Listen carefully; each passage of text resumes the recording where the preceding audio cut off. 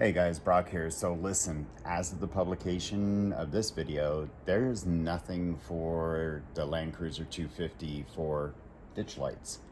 I solved that for you. And I solved it for you for super cheap. Right now, the only thing out is Westcott. It's, I believe, $189, and it does not include instructions based on what people are sharing on feedback. And it also looks like it's only going to hold rigid. I run diode dynamics, big diode fan, so that's not going to work. So we got our proper shirt on here, leftover parts, and I'm going to show you guys super cheap, super quick, super easy how to add ditch lights to your Landcruiser 250 using basic parts that you can get at Lowe's, Home Depot, Ace Hardware, even order online, and a couple of simple tools that most of us have as well. So the best part is you don't have to use the brackets. I got these off of Amazon. They're F-150 brackets. They're like 12 bucks. Just because I wanted a little more height. You don't have to use them. And we'll get into that in a minute. Obviously, I tested out my own theory on this side. And as you can see, it's in there. And it's solid. And it's mounted to a really good location. So we're gonna do the other side with you guys because it's gonna be identical, and you're gonna see how quick, easy, and cheap it is for you to be able to add ditch lights to your Landcruiser. Right now, what we have, just so reference, Diode Dynamics Stage Series 3 for ditch lights, and then the Stage Series C1 for floodlights, kind of puddle lights off to the side. That's my setup. That's the way my wiring is. But kind of a relatively heavy unit, and yeah, it's solid. So let's get into it. Okay guys, so what you see right here in this picture is everything you're gonna need. You don't need this, but I want it. So first and foremost, let's get calling this a hack out of the way. I hate that term. I'm not hacking anything. I'm just being creative in my approach. So couple of vital things. What you're gonna need from Lowe's, Home Depot, whatever, is this brass flange, and this is a 1/2 inch with a 3/4 outside diameter and is 3/4 inch long. That's important, 3/4 inch long. The next thing that we're gonna do to replace the fender bolts is I have stainless steel. These are M6-1 for the thread. It's 40 millimeters long. These are stainless steel to help with the rusting. Next to that, I have some black exterior flat washers. These are also important. This is gonna sandwich between this flange and the plastic that we're gonna remove.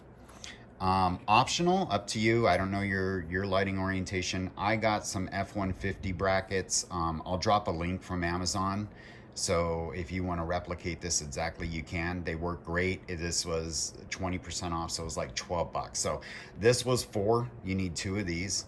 This was like $2.50, and you only need 1 bag of these, so you need 2 bolts total. You need 2 of these flanges. You need 2 of these washers. Obviously a ditch light bracket kit. The next thing that we need is actually an Xacto knife, because we're gonna trim a little plastic piece. We need a 10 millimeter socket because we're gonna remove the fender bolt. And then to drill through the plastic piece, we need a drill. This is a 5/16 bit. The main thing is you wanna make sure that it's, you know, thick enough that your bolt can go ahead and slide through. And that's basically it. That is how we're gonna get this done. So let's get to the mounting location and cover that with you guys. All right guys, so for this next piece, this is what we're targeting, okay? So it's a little trim off to the side, right behind the hood, and you don't even really need a plastic removal tool. It slides in here and here, so it kind of hooks in, and then there's a little button which we're actually gonna remove, but don't worry, we're gonna resecure with a bolt. So there's a little button right here. So it is no real tools required. A body trim removal tool is good. Don't use a screwdriver and dent your stuff. But if you just grab this, lift up and out,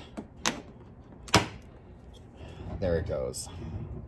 And see, there it is, slid in. So as you can see from this, this and this slides in here and here.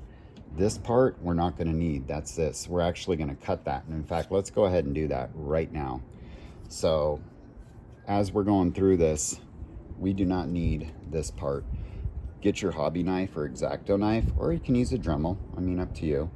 And go ahead and let's just cut this piece out right now.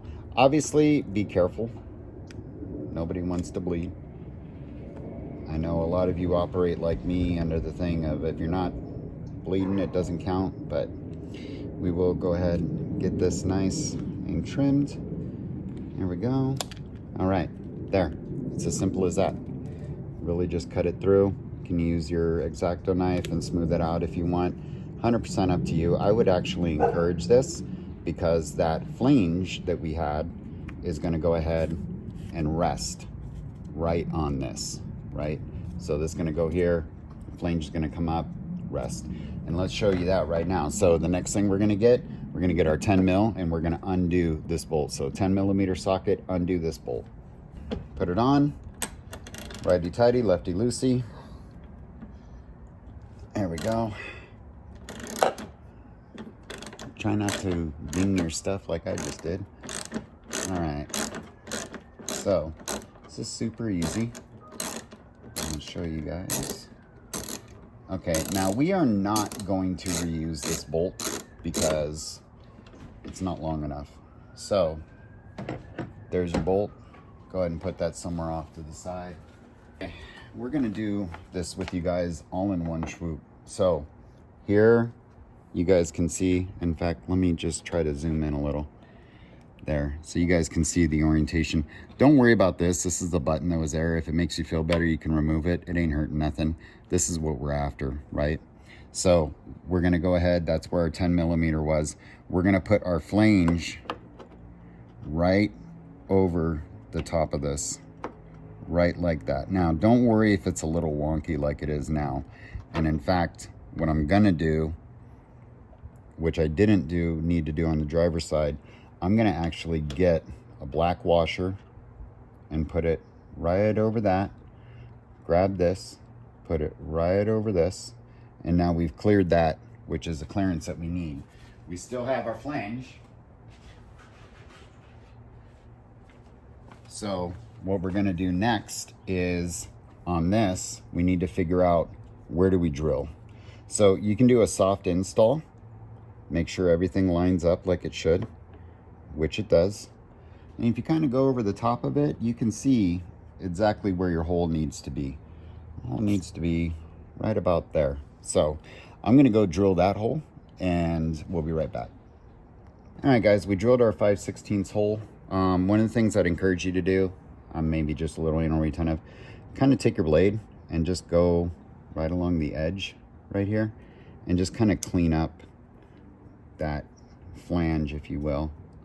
So there we go. I'm just gonna make this nice and clean. And the reason why we're doing that, we're gonna put a washer on the top of it. So we want it to sit nice and flush. So there we go. Again, this part's optional. I mean, you're gonna torque down on this.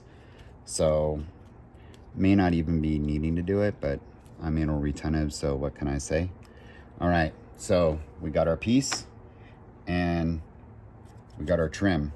So the next thing we're gonna do is make sure this is lined up over the hole, which it is.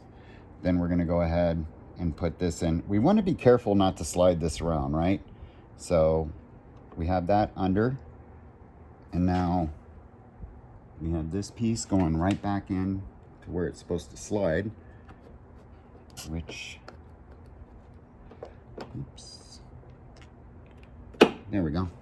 Okay, so see how that clicked in? Now, previously this was held by that little clip that we showed you, and a lot of you might be nervous. Oh no, it's gonna fly away. It's not, watch.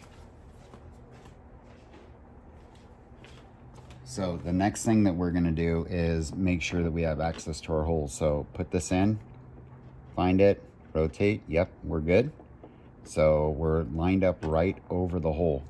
Now, remember, we put the flange so that the kind of fatter part is now up against this. This is solid. I'm pressing down, there's zero flex. So what we're gonna do is now grab our ditch light brackets, which we put in this orientation so that it looks and matches up here. And honestly, it doesn't look like I'm, quote, hacking. It doesn't look like I'm kind of going the cheap route, if you will. It looks like it was meant to be, I think. So we're gonna go ahead and run one of our black washers and our stainless steel M6 with the 1.0 thread count, thread pitch, and 40 millimeters. All right, we have our 10 millimeter socket right here, and we're gonna go ahead, tighten that down.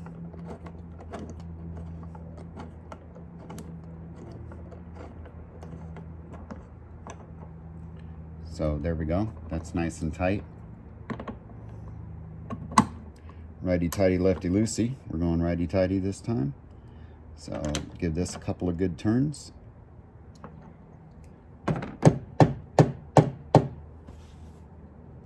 Imagine that. Look at that. This was 12 bucks. The flange was 4 bucks. The bag of this was like $2.86 or something. And these are like 18 cents each. So for essentially about $20–25, I now have ditch light brackets for the Landcruiser that are not made only for rigid. I could put whatever I want to. I already showed you the other side, but this is solid. So from here, you go ahead, you get your own ditch light pod, put it in, aim it, bolt it down, you're good to go. It's as simple as that, folks. So, you're welcome.